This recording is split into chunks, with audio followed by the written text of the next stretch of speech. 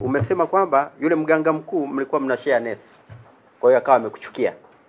Lakini tuhuma alizokuandikia mbili za kukuhamisha: moja, taratibu haziruhusu kufanya kazi hospitali ya wilaya, uende huko zahanati.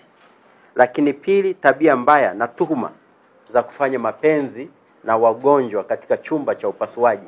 Kwa hiyo ndio design yako, hata huyu umefanya naye mapenzi kwenye chumba cha upasuaji. Kwa hili halikuanza leo, tangu 2018. Haya nyinyi mlikuwa mnayajua? Kila mtu alikuwa hajui. Lakini mganga mkuu yule aliona. Wewe ukasema mimi huyu mganga alisaini yeye mwenyewe, mganga mkuu amemhamisha baada ya kuona huyu mtu ni tatizo. Moja ni eksera, kwamba hutakiwi kufanya inawezekana makosa yalifanyika. Lakini sio mbaya kwa sababu viongozi wapo wakaona wakuallocate sehemu ambayo unafiti. Lakini pili, una tabia mbaya ya kufanya mapenzi na wagonjwa kwenye chumba cha upasuaji. Ukaroblobu huko, ukaenda kwa mkurugenzi akakuandikia barua, ukarudi.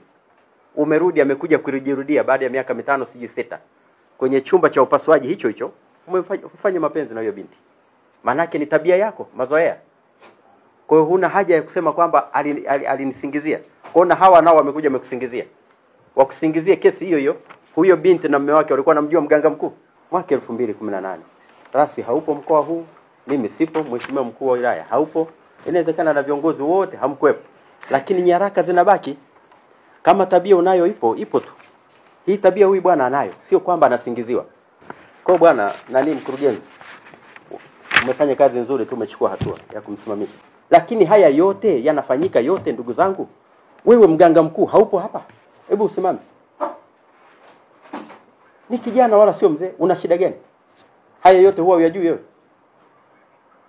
Haya ukaunda kamati, hili limekuja kwako. Ukaunda kamati nzuri tu ya wataalamu ambao sisi tunaamini sote hapa, sio kamati ya kitaalamu. Ulikuwa na la kwako ambalo ulikuwa unataka kulificha.